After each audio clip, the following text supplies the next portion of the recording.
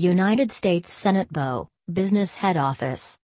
For current members of the Senate, see List of current United States Senators. Coordinates: 38 degrees 5326 and 77 degrees 032 W. United States Senate. 117th United States Congress. Coat of Arms or Logo. Seal of the U.S. Senate. Flag of the United States Senate. Flag of the U.S. Senate. Type. Upper House of the United States Congress. Term limits none. History. New session started January 3, 2021. Leadership. President of the Senate Kamala Harris, D. Since January 20, 2021. President pro tempore Patrick Leahy, D. Since January 20, 2021. Majority Leader Chuck Schumer, D. Since January 20, 2021. Minority Leader Mitch McConnell, R. Since January 20, 2021. Majority Whip Dick Durbin, D. Since January 20, 2021. Minority Whip John Thune, R. Since January 20, 2021. Structure. Seats 100. 51, or 50 plus the Vice President, for a majority. 117th United States Senate. SVG. Political groups majority, 50A. Democratic, 48. Independent, 2B. Minority, 50. Republican, 50. Length of term 6 years. Elections. Voting system plurality voting in 46 states. C. Varies in 4 states. Last election November 3, 2020 D. 35 seats. Next election November 8, 2022, 34 seats. Meeting place. Senate floor. JPG. Senate Chamber. United States Capitol. Washington, D.C. United States. Website. Senate.gov. Constitution. United States Constitution. Rules. Standing Rules of the United States Senate. The United States Senate is the upper chamber of the United States Congress, with the House of Representatives being the lower chamber. Together they compose the national bicameral legislature of the United States. The composition and powers of the Senate are established by Article 1 of the United States Constitution.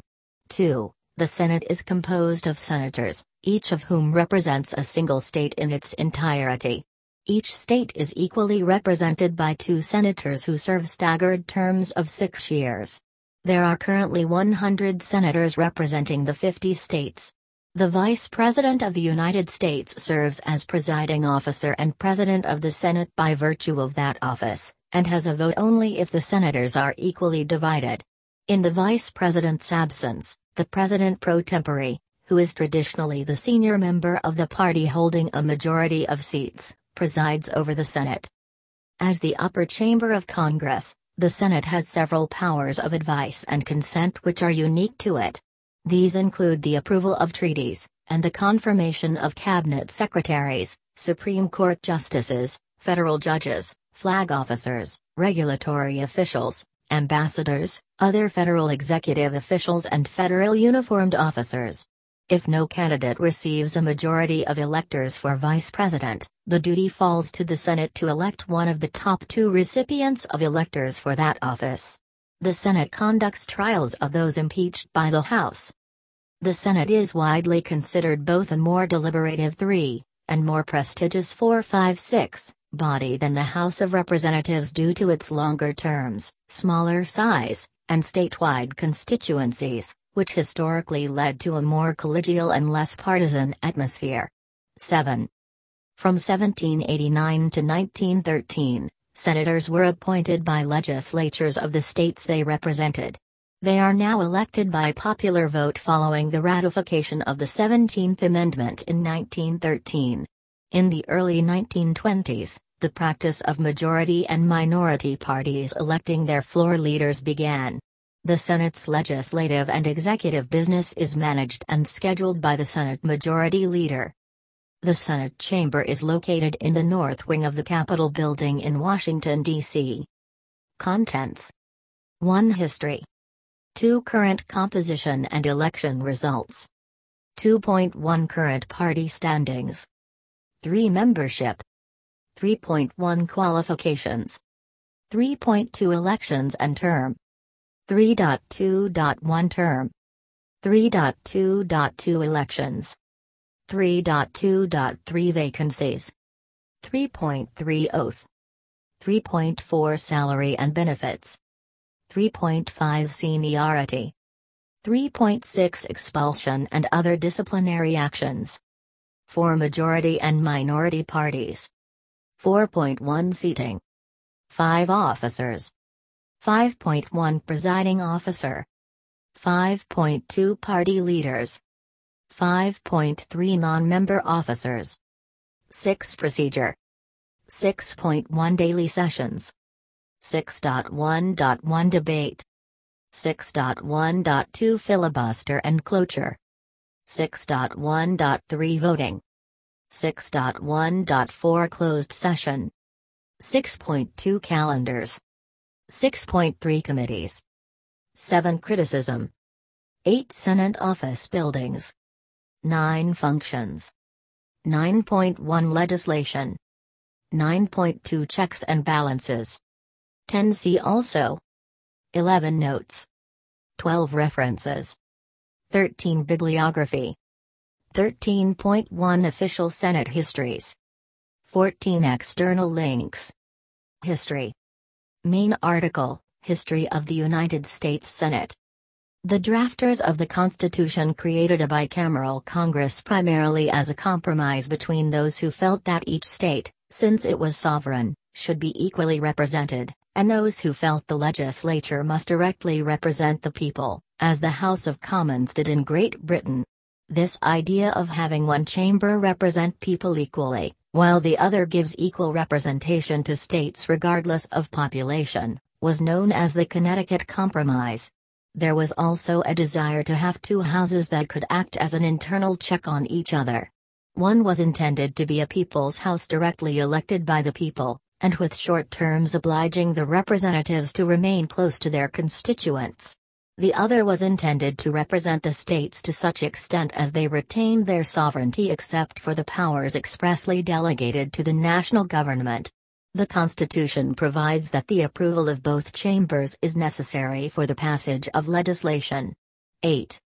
First convened in 1789, the Senate of the United States was formed on the example of the ancient Roman Senate.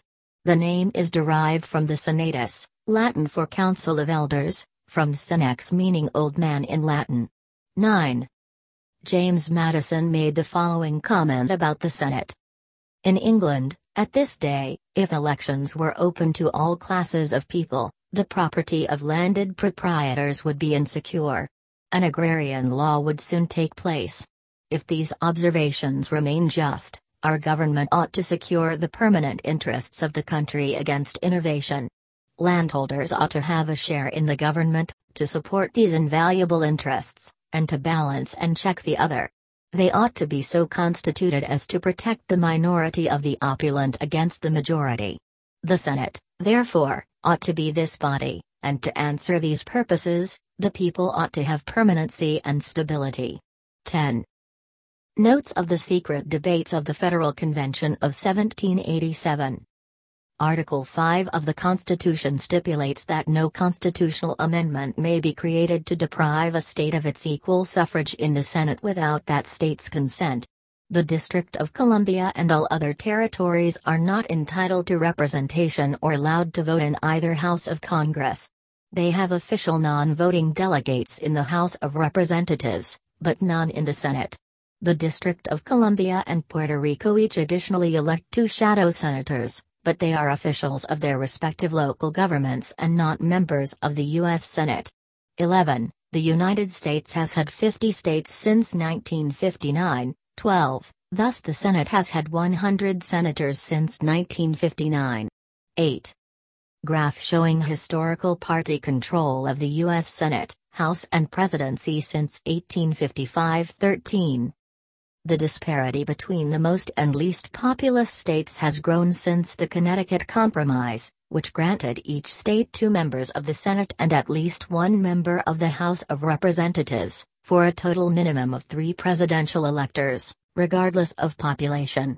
In 1787, Virginia had roughly 10 times the population of Rhode Island, whereas today California has roughly 70 times the population of Wyoming, based on the 1790 and 2000 censuses. Before the adoption of the 17th Amendment in 1913, senators were elected by the individual state legislatures. 14. Problems with repeated vacant seats due to the inability of a legislature to elect senators. Interstate political struggles, bribery and intimidation gradually led to a growing movement to amend the Constitution to allow for the direct election of senators. 15. Current composition and election results. Members of the United States Senate for the 117th Congress. Current party standings. Main article, Current members of the United States Senate. The party composition of the Senate during the 117th Congress. Affiliation members. Republican 50. Democratic 48. Independents 2B. Total 100. Membership. Qualifications. This article is part of a series on the United States Senate. Great Seal of the United States Senate. History of the United States Senate. Members. Current members. By seniority B class. Former members. Hill committees. DSCC-NRSC. Women in the Senate. United States Vice President, list. President pro tempore, list. Presiding officer. Party leaders. Party leadership of the United States Senate. Democratic caucus. Republican conference. Politics and procedure. Advice and consent. Blue slip. Closed session, list. Cloture committees, list. Executive session morning business. Filibuster nuclear option. Recess appointment. Quorum calls salaries. Sachs fixed seal holds. Senatorial courtesy standing rules. Traditions unanimous consent. Vice President tie-breaking votes. Places. United States Capitol. Senate Chamber. Senate Reception Room. Senate Office Buildings. Dirksen Hart Russell. VT. Article I, Section 3, of the Constitution, sets 3 qualifications for senators. 1. They must be at least 30 years old. 2. They must have been citizens of the United States for at least 9 years, and 3. They must be inhabitants of the states they seek to represent at the time of their election. The age and citizenship qualifications for senators are more stringent than those for representatives. In Federalist No. 62, James Madison justified this arrangement by arguing that the senatorial trust called for a greater extent of information and stability of character. The Senate, not the judiciary, is the sole judge of a senator's qualifications. During its early years, however, the Senate did not closely scrutinize the qualifications of its members. As a result, 4 senators who failed to meet the age requirement were nevertheless admitted to the Senate: Henry Clay, age 29 in 1806, John Jordan Crittenden, age 29 in 1817, Armistead Thompson Mason, age 28 in 1816, and John Eaton, age 28 in 1818. Such an occurrence, however, has not been repeated since. 16. In 1934, Rush D. Holt Sr. was elected to the Senate at the age of 29. He waited until he turned 30, on the next June 19, to take the oath of office. In November 1972, Joe Biden was elected to the Senate at the age of 29, but he reached his 30th birthday before the swearing-in ceremony for incoming senators in January 1973. The 14th Amendment to the United States Constitution disqualifies as senators any federal or state officers who had taken the requisite oath to support the Constitution but who later engaged in rebellion or aided the enemies of the United States. This provision, which came into force soon after the end of the Civil War, was intended to prevent those who had sided with the Confederacy from serving. That amendment, however, also provides a method to remove that disqualification, a two-thirds vote of both chambers of Congress. Elections and term. Originally, senators were selected by the state legislatures, not by popular elections. By the early years of the 20th century, the legislatures of as many as 29 states had provided for popular election of senators by referendums. 15. Popular election to the Senate was standardized nationally in 1913 by the ratification of the 17th Amendment. Term. Senators serve terms of 6 years each. The terms are staggered so that approximately one-third of the seats are up for election every 2 years. This was achieved by dividing the senators of the first Congress into thirds, called classes, where the terms of one-third expired after 2 years, the terms of another third expired after 4, and the terms of the last third expired after 6 years. This arrangement was also followed after the admission of new states into the Union. The staggering of terms has been arranged such that both seats from a given state are not contested in the same general election, except when a vacancy is being filled. Current senators whose 6-year terms are set to expire on January 3, 2023, belong to Class 3. There is no constitutional limit to the number of terms a senator may serve.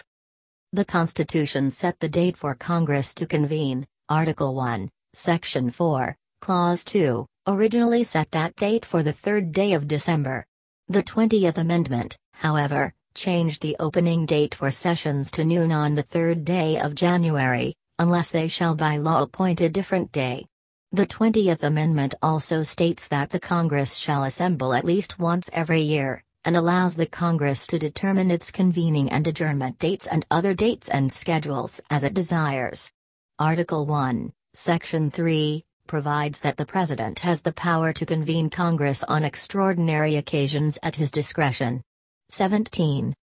A member who has been elected, but not yet seated, is called a senator-elect. A member who has been appointed to a seat, but not yet seated, is called a senator-designate. Elections. Further information, list of United States Senate elections. Elections to the Senate are held on the first Tuesday after the first Monday in November in even-numbered years, Election Day, and coincide with elections for the House of Representatives. 18. Senators are elected by their state as a whole. The Elections Clause of the United States Constitution grants each state, and Congress, if it so desires to implement a uniform law, the power to legislate a method by which senators are elected. Ballot access rules for independent and minor party candidates also vary from state to state. In 45 states, a primary election is held first for the Republican and Democratic parties, and a select few third parties, depending on the state, with the general election following a few months later. In most of these states, the nominee may receive only a plurality, while in some states, a runoff is required if no majority was achieved. In the general election, the winner is the candidate who receives a plurality of the popular vote. However, in 5 states, different methods are used. In Georgia, a runoff between the top 2 candidates occurs if the plurality winner in the general election does not also win a majority. In Washington, California, and Louisiana, a nonpartisan blanket primary, also known as a jungle primary or top 2 primary, is held in which all candidates participate in a single primary regardless of party affiliation, and the top 2 candidates in terms of votes received at the primary election advance to the general election, where the winner is the candidate with the greater number of votes. In Louisiana, the blanket primary is considered the general election, and the winner of the blanket primary can win the overall election if he or she received a majority of the vote, skipping the runoff. In Maine, following 2 ballot initiatives in 2016 and 2018, Ranked choice voting is used to nominate and elect candidates for federal offices, including the Senate. Alaska voted in November 2020 to adopt a system with a nonpartisan blanket primary from which 4 candidates would advance to a general election in which ranked choice voting would be used. 19. Vacancies. The 17th Amendment requires that vacancies in the Senate be filled by special election. Whenever a senator must be appointed or elected, the Secretary of the Senate mails one of 3 forms to the state's governor to inform them of the proper wording to certify the appointment of a new senator. 20. If a special election for one seat happens to coincide with a general election for the state's other seat, each seat is contested separately. A senator elected in a special election takes office as soon as possible after the election and serves until the original 6-year term expires, that is not for a full term. The 17th Amendment permits state legislatures to empower their governors to make temporary appointments until the required special election takes place. The manner by which the 17th Amendment is enacted varies among the states. A 2018 report breaks this down into the following 3 broad categories. Specific procedures vary among the states. 21. 5 states, North Dakota, Oklahoma, Oregon, Rhode Island, and Wisconsin, do not empower their governors to make temporary appointments, relying exclusively on the required special election provision in the 17th Amendment. 21, 7-8. 9 states, Alabama, Alaska, Connecticut, Louisiana, Massachusetts, Mississippi, Texas, Vermont, and Washington, provide for gubernatorial appointments, but also require a special election on an accelerated schedule. 21, 10-11. The remaining 36 states provide for gubernatorial appointments, with the appointed senator serving the balance of the term or until the next statewide general election. 21, 8-9. In 6 states within the final category above, Arizona, Hawaii, Maryland, North Carolina, Utah, and Wyoming, the governor must appoint someone of the same political party as the previous incumbent. 21, 9. In September 2009, Massachusetts changed its law to enable the governor to appoint a temporary replacement for the late Senator Edward Kennedy until the special election in January 2010. 22-23. In 2004, Alaska enacted legislation and a separate ballot referendum that took effect on the same day, but that conflicted with each other. The effect of the ballot-approved law is to withhold from the governor authority to appoint a senator. 24. Because the 17th Amendment vests the power to grant that authority to the legislature, not the people or the state generally, it is unclear whether the ballot measure supplants the legislature's statute granting that authority. 24. As a result, it is uncertain whether an Alaska governor may appoint an interim senator to serve until a special election is held to fill the vacancy. Oath.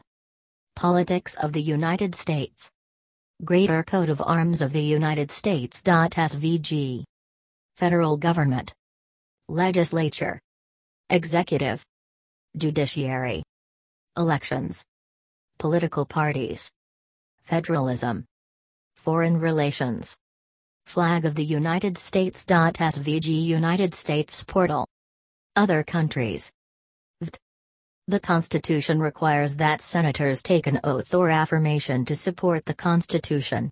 25. Congress has prescribed the following oath for all federal officials, except the President, including senators. I, do solemnly swear, or affirm, that I will support and defend the Constitution of the United States against all enemies, foreign and domestic, that I will bear true faith and allegiance to the same, that I take this obligation freely, without any mental reservation or purpose of evasion, and that I will well and faithfully discharge the duties of the office on which I am about to enter. So help me God. 26. Salary and benefits. The annual salary of each senator, since 2009, is $174,000. 27. The President pro tempore and party leaders receive $193,400. 27-28. In June 2003, at least 40 senators were millionaires. 29. In 2018, over 50 senators were millionaires. 30. Along with earning salaries, senators receive retirement and health benefits that are identical to other federal employees, and are fully vested after 5 years of service. 28. Senators are covered by the Federal Employees Retirement System, FERS, or Civil Service Retirement System, CSRS. FERS has been the Senate's retirement system since January 1, 1987, while CSRS applies only for those senators who were in the Senate from December 31, 1986, and prior. As it is for federal employees, congressional retirement is funded through taxes and the participants' contributions. Under FERS, senators contribute 1.3% of their salary into the FERS retirement plan and pay 6.2% of their salary in Social Security taxes. The amount of a senator's pension depends on the years of service and the average of the highest 3 years of their salary. The starting amount of a senator's retirement annuity may not exceed 80% of their final salary. In 2006, the average annual pension for retired senators and representatives under CSRS was $60,972, while those who retired under FERS, or in combination with CSRS, was $35,952. 28. Seniority. Main article: Seniority in the United States Senate. According to the Convention of Senate Seniority, the senator with the longer tenure in each state is known as the senior senator, the other is the junior senator. This convention does not have official significance, though seniority generally is a factor in the selection of physical offices and in party caucuses' assignment of committees. 31. In the 117th Congress, the most senior junior senator is Maria Cantwell of Washington, who was sworn in on January 3, 2001. And is currently 16th in seniority, behind Patty Murray, who was sworn in on January 3, 1993, and is currently 6th in seniority. The most junior senior senator is Jon Ossoff of Georgia, who was sworn in on January 20, 2021, and is 99th in seniority, ahead of Raphael Warnock, who was sworn in on the same day. Expulsion and other disciplinary actions. The Senate may expel a senator by a 2/3 vote.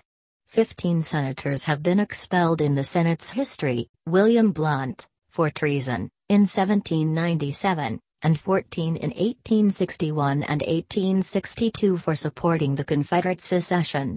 Although no senator has been expelled since 1862, many senators have chosen to resign when faced with expulsion proceedings. For example, Bob Packwood in 1995.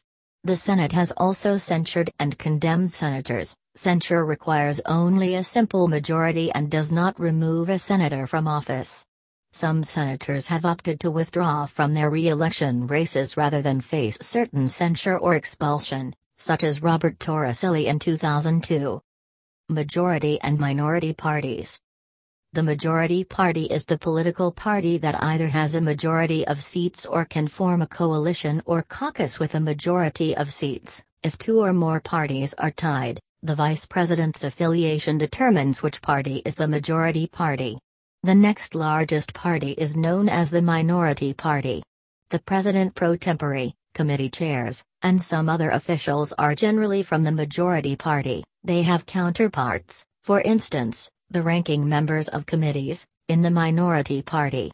Independents and members of third parties, so long as they do not caucus support either of the larger parties, are not considered in determining which is the majority party. Seating. A typical Senate desk. At one end of the chamber of the Senate is a dais from which the presiding officer presides. The lower tier of the dais is used by clerks and other officials. 100 desks are arranged in the chamber in a semicircular pattern and are divided by a wide center aisle. The Democratic Party traditionally sits to the presiding officer's right, and the Republican Party traditionally sits to the presiding officer's left, regardless of which party has a majority of seats. 32. In this respect, the Senate differs from the House of Commons of the United Kingdom and other parliamentary bodies in the Commonwealth of Nations and elsewhere. Each senator chooses a desk based on seniority within the party. By custom, the leader of each party sits in the front row along the center aisle. 48 of the desks date back to 1819, when the Senate chamber was reconstructed after the original contents were destroyed in the 1812 burning of Washington. Further desks of similar design were added as new states entered the Union. 33. It is a tradition that each senator who uses a desk inscribes their name on the inside of the desk's drawer. 34. Officers. The Senate side of the United States Capitol in Washington, D.C. Except for the President of the Senate, who is the Vice President, the Senate elects its own officers, too, who maintain order and decorum, manage and schedule the legislative and executive business of the Senate, and interpret the Senate's rules, practices and precedents. Many non-member officers are also hired to run various day-to-day functions of the Senate. Presiding Officer. Main article, Presiding Officer of the United States Senate. Under the Constitution, the Vice President serves as President of the Senate. They may vote in the Senate, ex officio, for they are not an elected member of the Senate, in the case of a tie, but is not required to.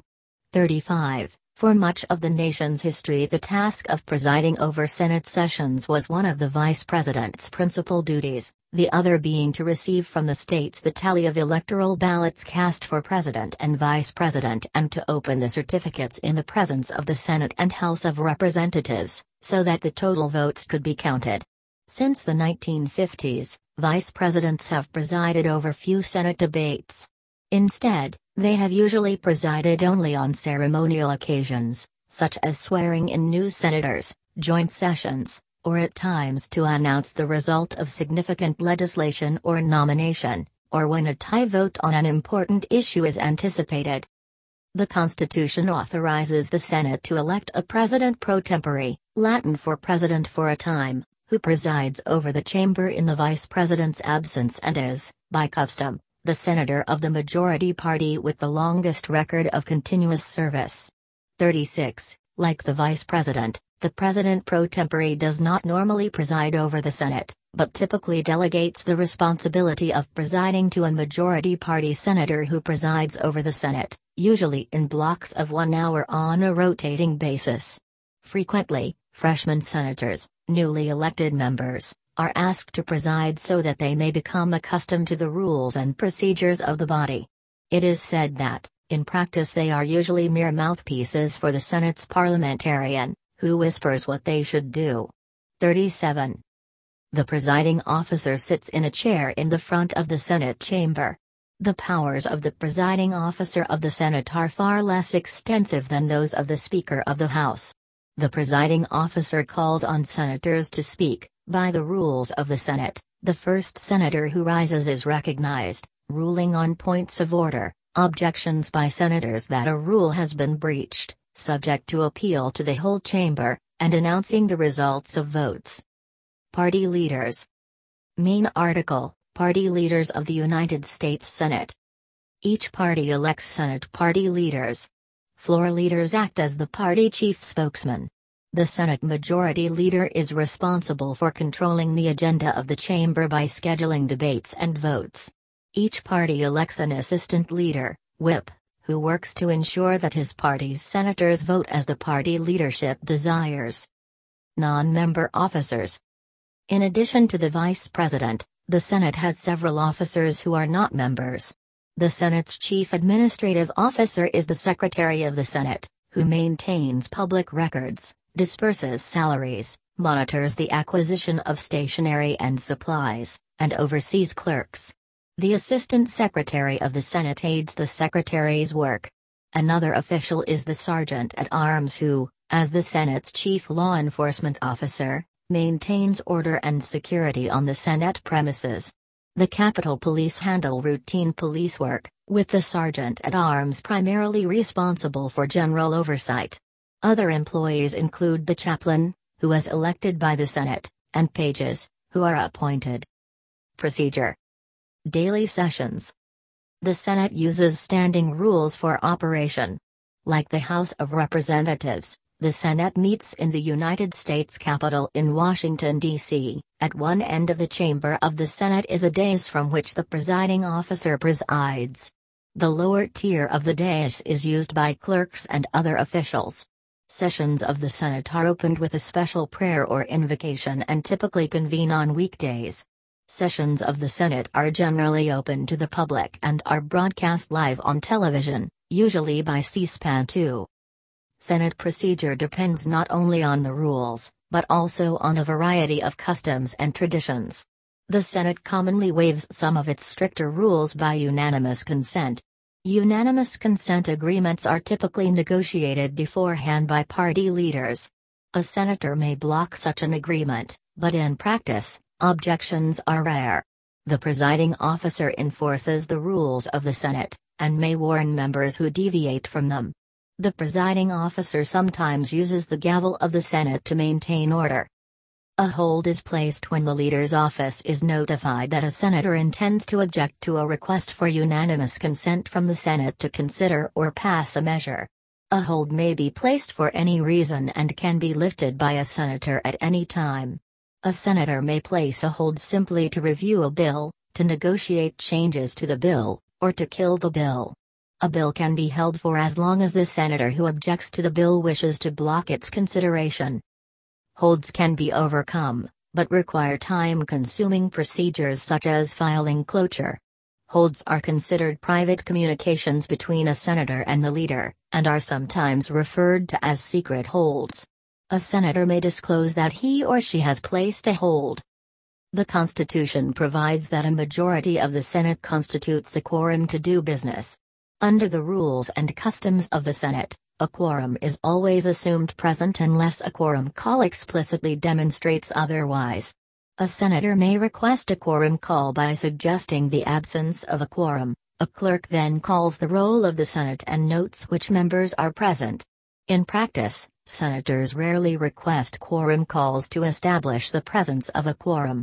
Instead, quorum calls are generally used to temporarily delay proceedings. Usually, such delays are used while waiting for a senator to reach the floor to speak or to give leaders time to negotiate. Once the need for the delay has ended, a senator may request unanimous consent to rescind the quorum call. Debate.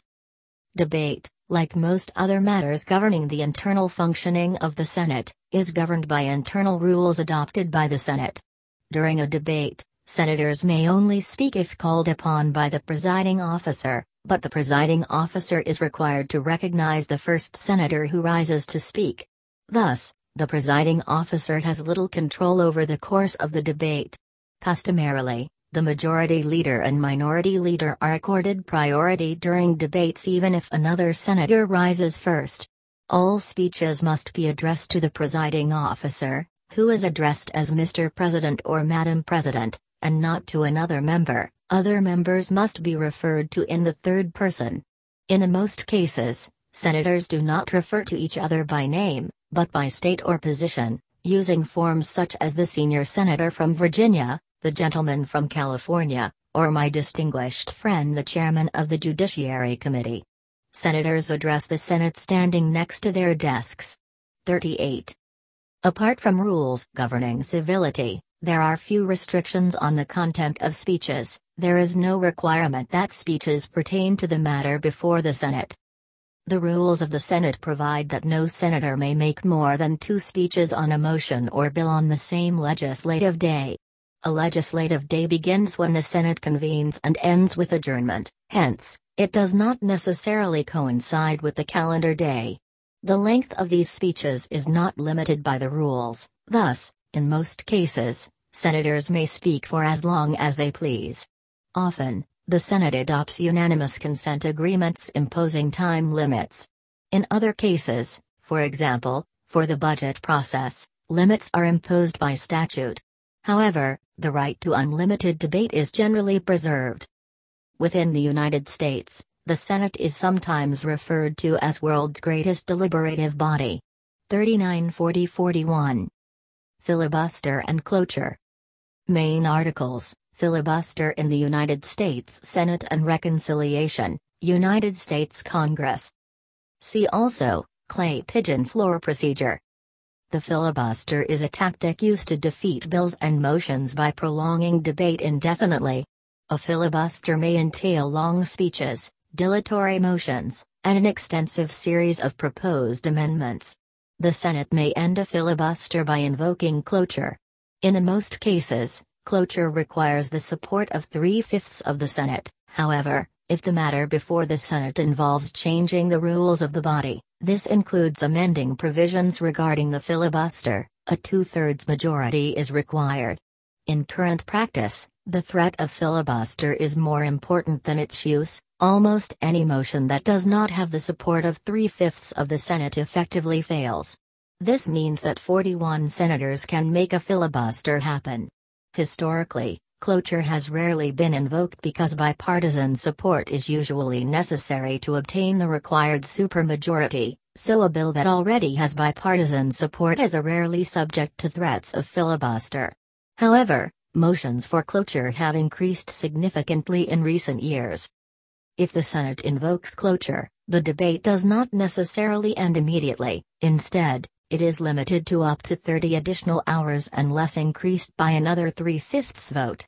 The longest filibuster speech in the Senate's history was delivered by Strom Thurmond, DSC, who spoke for over 24 hours in an unsuccessful attempt to block the passage of the Civil Rights Act of 1957. 42. Under certain circumstances, the Congressional Budget Act of 1974 provides for a process called reconciliation by which Congress can pass bills related to the budget without those bills being subject to a filibuster. This is accomplished by limiting all Senate floor debate to 20 hours. 43. Voting. When the debate concludes, the motion in question is put to a vote. The Senate often votes by voice vote. The presiding officer puts the question, and members respond either yea, aye, in favor of the motion, or nay, against the motion. The presiding officer then announces the result of the voice vote. A senator, however, may challenge the presiding officer's assessment and request a recorded vote. The request may be granted only if it is seconded by 1/5 of the senators present. In practice, however, senators second requests for recorded votes as a matter of courtesy. When a recorded vote is held, the clerk calls the roll of the Senate in alphabetical order. Senators respond when their name is called. Senators who were not in the chamber when their name was called may still cast a vote so long as the voting remains open. The vote is closed at the discretion of the presiding officer, but must remain open for a minimum of 15 minutes. A majority of those voting determines whether the motion carries. 44. If the vote is tied, the vice president, if present, is entitled to cast a tie-breaking vote. If the vice president is not present, the motion fails. 45. Filibustered bills require 3/5 majority to overcome the cloture vote, which usually means 60 votes, and get to the normal vote where a simple majority, usually 51 votes, approves the bill. This has caused some news media to confuse the 60 votes needed to overcome a filibuster with the 51 votes needed to approve a bill, with for example USA Today erroneously stating the vote was 58 to 39 in favor of the provision establishing concealed carry permit reciprocity in the 48 states that have concealed weapons laws. That fell 2 votes short of the 60 needed to approve the measure. 44. Closed session. Main article, Closed Sessions of the United States Senate. On occasion, the Senate may go into what is called a secret or closed session.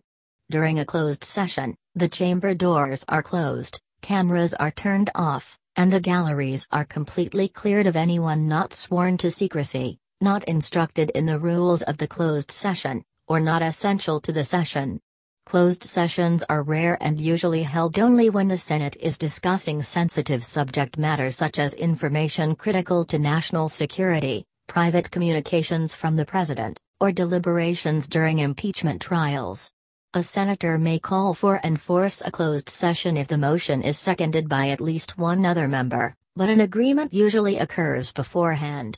46. If the Senate does not approve the release of a secret transcript, the transcript is stored in the Office of Senate Security and ultimately sent to the National Archives. The proceedings remain sealed indefinitely until the Senate votes to remove the injunction of secrecy. 47. In 1973, the House adopted a rule that all committee sessions should be open unless a majority on the committee voted for a closed session. Calendars. The Senate maintains a Senate calendar and an executive calendar. 48. The former identifies bills and resolutions awaiting Senate floor actions. The latter identifies executive resolutions, treaties, and nominations reported out by Senate committees and awaiting Senate floor action. Both are updated each day the Senate is in session. Committees. Main article, United States Congressional Committee. Committee Room 226 in the Dirksen Senate Office Building is used for hearings by the Senate Judiciary Committee. The Senate uses committees, and their subcommittees, for a variety of purposes, including the review of bills and the oversight of the executive branch. Formally, the whole Senate appoints committee members. In practice, however, the choice of members is made by the political parties. Generally, each party honors the preferences of individual senators, giving priority based on seniority. Each party is allocated seats on committees in proportion to its overall strength. Most committee work is performed by 16 standing committees, each of which has jurisdiction over a field such as finance or foreign relations. Each standing committee may consider, amend, and report bills that fall under its jurisdiction.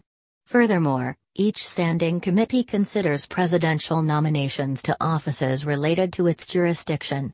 For instance, the Judiciary Committee considers nominees for judgeships, and the Foreign Relations Committee considers nominees for positions in the Department of State. Committees may block nominees and impede bills from reaching the floor of the Senate. Standing committees also oversee the departments and agencies of the executive branch. In discharging their duties, standing committees have the power to hold hearings and to subpoena witnesses and evidence. The Senate also has several committees that are not considered standing committees. Such bodies are generally known as select or special committees. Examples include the Select Committee on Ethics and the Special Committee on Aging. Legislation is referred to some of these committees, although the bulk of legislative work is performed by the standing committees. Committees may be established on an ad hoc basis for specific purposes. For instance, the Senate Watergate Committee was a special committee created to investigate the Watergate scandal.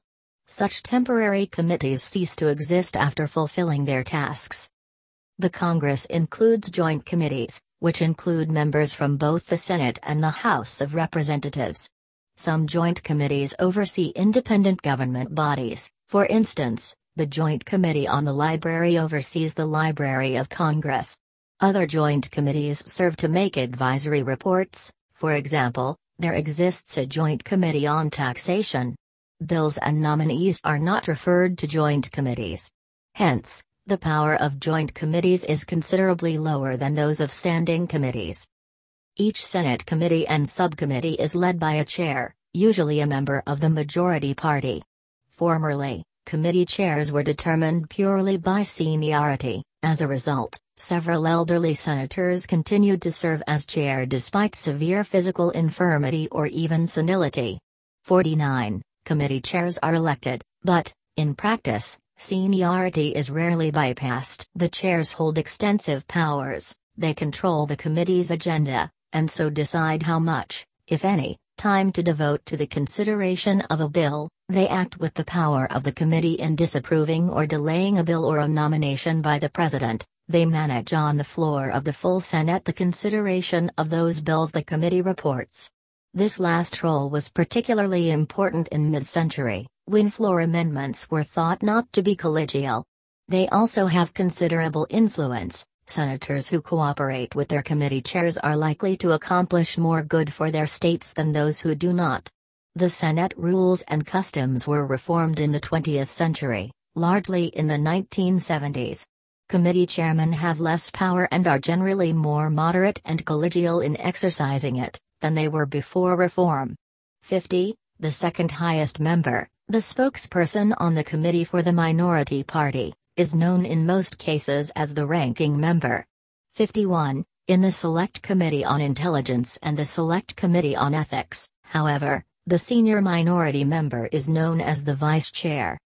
Criticism.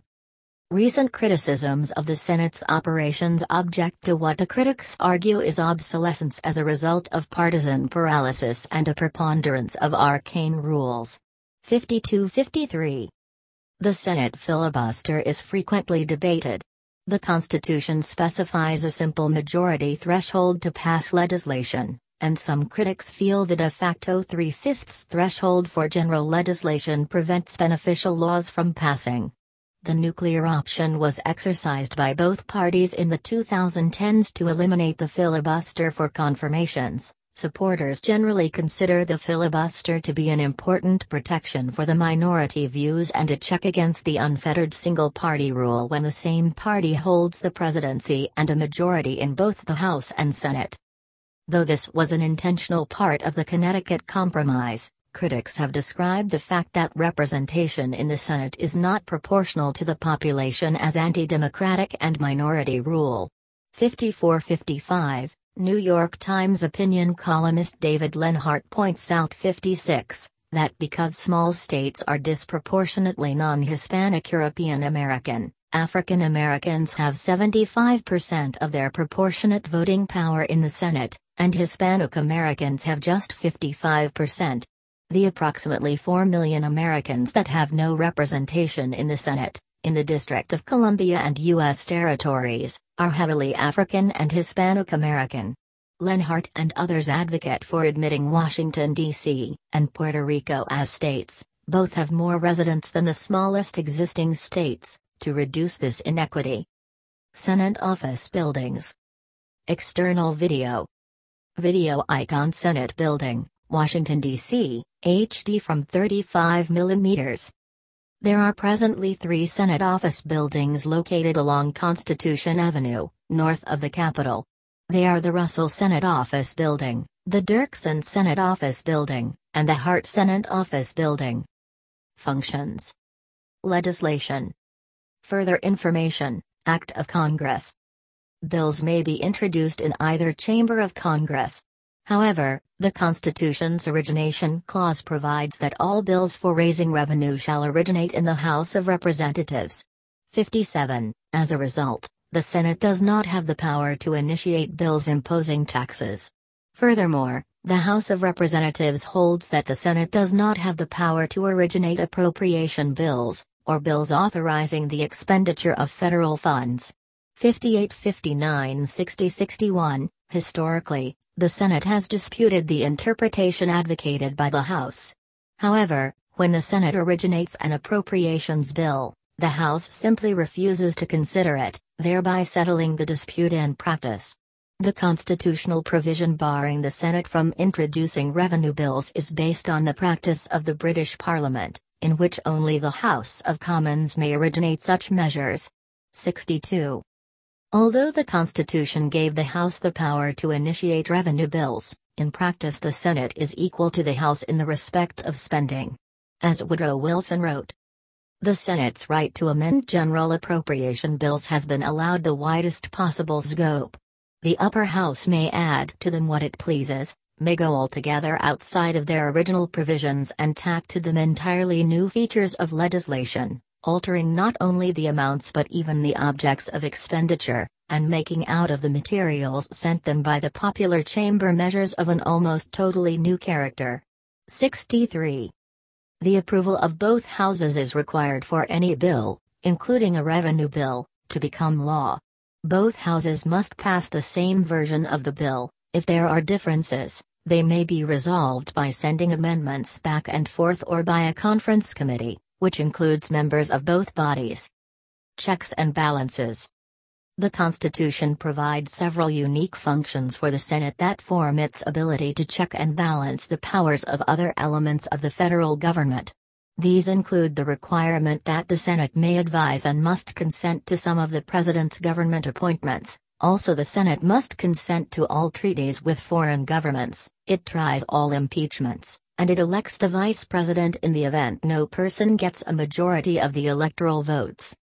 The Senate has the power to try impeachments. Shown above is Theodore R. Davis's drawing of the impeachment trial of President Andrew Johnson, 1868. The president can make certain appointments only with the advice and consent of the Senate. Officials whose appointments require the Senate's approval include members of the cabinet, heads of most federal executive agencies, ambassadors, justices of the Supreme Court, and other federal judges. Under Article 2, Section 2, of the Constitution, a large number of government appointments are subject to potential confirmation. However, Congress has passed legislation to authorize the appointment of many officials without the Senate's consent. Usually, confirmation requirements are reserved for those officials with the most significant final decision-making authority. Typically, a nominee is the first subject to a hearing before a Senate committee. Thereafter, the nomination is considered by the full Senate. The majority of nominees are confirmed, but in a small number of cases each year, Senate committees purposely fail to act on a nomination to block it. In addition, the president sometimes withdraws nominations when they appear unlikely to be confirmed. Because of this, outright rejections of nominees on the Senate floor are infrequent. There have been only 9 cabinet nominees rejected outright in United States history. 64. The powers of the Senate concerning nominations are, however, subject to some constraints. For instance, the Constitution provides that the President may make an appointment during a congressional recess without the Senate's advice and consent. The recess appointment remains valid only temporarily. The office becomes vacant again at the end of the next congressional session. Nevertheless, presidents have frequently used recess appointments to circumvent the possibility that the Senate may reject the nominee. Furthermore, as the Supreme Court held in Myers v. United States, although the Senate's advice and consent are required for the appointment of certain executive branch officials, it is not necessary for their removal. 65-66. Recess appointments have faced a significant amount of resistance, and in 1960, the U.S. Senate passed a legally non-binding resolution against recess appointments. Citation needed. U.S. Senate Chamber circa 1873, 2 or 3 spittoons are visible by desks. The Senate also has a role in ratifying treaties. The Constitution provides that the President may only make treaties, provided 2/3 of the senators present concur in order to benefit from the Senate's advice and consent and give each state an equal vote in the process. However, not all international agreements are considered treaties under U.S. domestic law, even if they are considered treaties under international law. Congress has passed laws authorizing the President to conclude executive agreements without action by the Senate. Similarly, the President may make congressional executive agreements with the approval of a simple majority in each House of Congress, rather than a 2/3 majority in the Senate. Neither executive agreements nor congressional executive agreements are mentioned in the Constitution, leading some scholars such as Lawrence Tribe and John U. 67, to suggest that they unconstitutionally circumvent the treaty ratification process. However, courts have upheld the validity of such agreements. 68. The Constitution empowers the House of Representatives to impeach federal officials for treason, bribery, or other high crimes and misdemeanors, and empowers the Senate to try such impeachments. If the sitting President of the United States is being tried, the Chief Justice of the United States presides over the trial. During an impeachment trial, senators are constitutionally required to sit on oath or affirmation. Conviction requires a 2/3 majority of the senators present. A convicted official is automatically removed from office. In addition, the Senate may stipulate that the defendant